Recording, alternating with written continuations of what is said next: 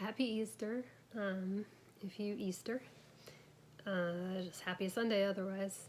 So today I woke up in a way better mood.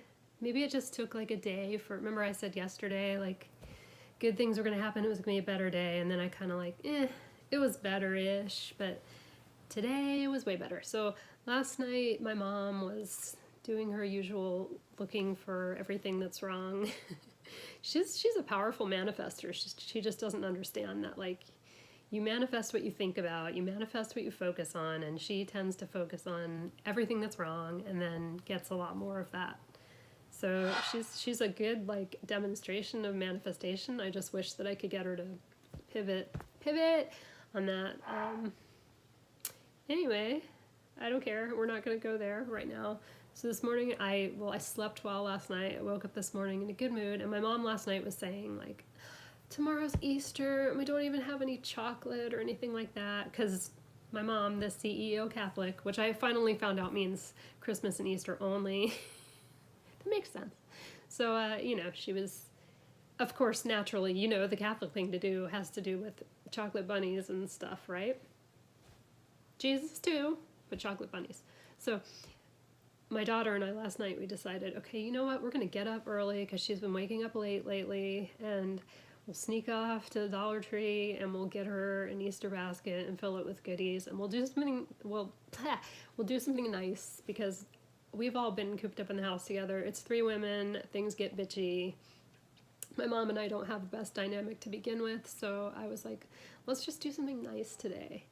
So we get up, and my mom has a sensor for these things. Like, so of course, for once, she gets up early, and we're like, I've got my keys in my hand and my sunglasses, and I'm like, and she's like, where are you going? And I'm like, damn it, to pick up a prescription.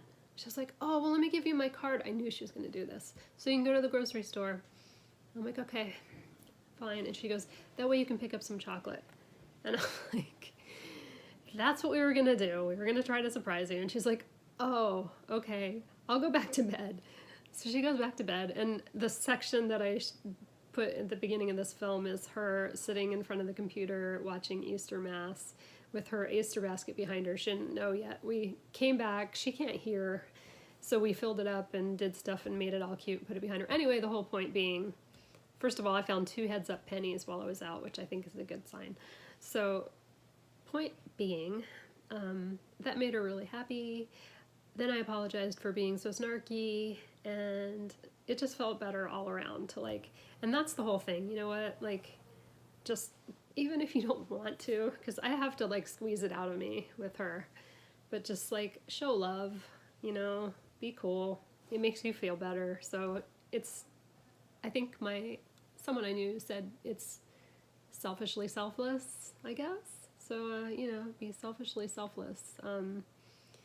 So she was really happy about that, and that was fun. And so anyway, lately I've been reading Pam Grout's A Course in Miracles, The Experiment. I think in parentheses, it's like how to rewire your mind and therefore the world. I don't know if you're familiar with A Course in Miracles. If you are, if you are, you know what it is, and it's impossible to get through without falling into a coma somewhere, midway through whatever chapter you're on. It's a lot of words. It's a lot. So I like that Pam kind of takes it, and she, like, takes each day, because each chapter, or it might be even each page. I haven't read the actual book because I'm also reading another digested version of it because I just can't tackle the whole thing yet. Anyway, Pam Grout, who is an awesome author, I highly recommend her book E Squared if you want to play around with proving to yourself that law of attraction works. It's really fun. It's a good, like, gateway drug to law of attraction. But she takes A Course in Miracles, and she'll take, like, she'll take a chapter of it, and she'll give, like, her own take on it. So the one that I'm on, I am on number 68, and she calls this chapter, Lay That Sucker Down. And it says, and so I liked this story. It was just cool. The whole point was, she says, grievances clog up the pipes and keep me from I wish I could speak, from fully knowing my badass self. Let's use should I restart? No, forget it. Let's use comedian Patton Oswalt for demonstration purposes, and I love him. So I liked this. A few months ago, he tweeted out a cheeky poem about Trump's wall.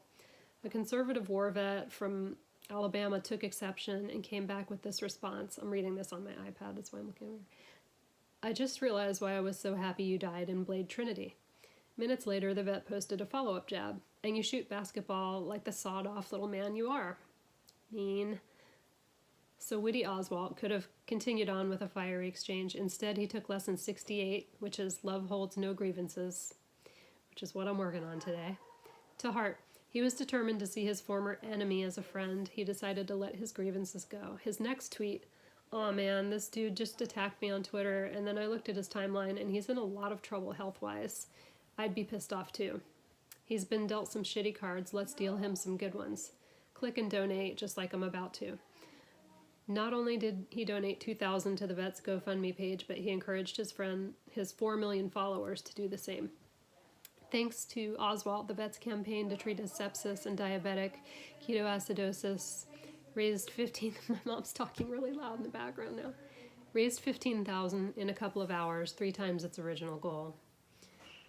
But most importantly, the vet, too, gave up his grievances. These generous outpourings of love and support have given me a whole new perspective. I'm not a man who cries, but I am truly humbled. Oswalt, of course, had to second his new friend's tweet. This is why compassion and forgiveness are always best. Apply as needed. So I'm working on that today. That's today. Is have a good day, lay down your grievances, do nice things even when people aren't so nice to you. Turn it around on its head. Like when you see a penny that's tails up, flip it over and leave it for somebody else to find heads up. I like to think that maybe that somebody did that for me today. Be back later.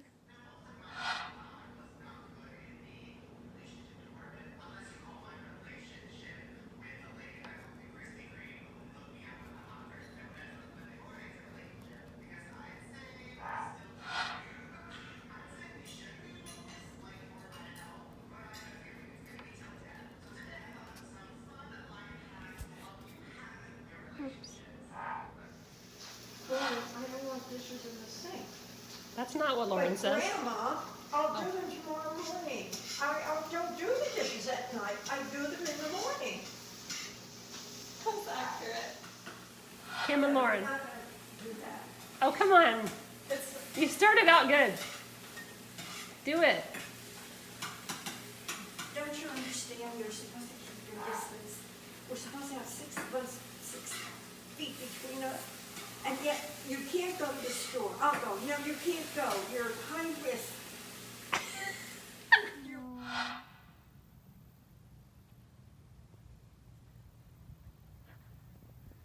This is the best Easter of my life. Were you with me last year when we made resurrection rolls? Okay, so I wasn't just remembering that in my brain. That really happened.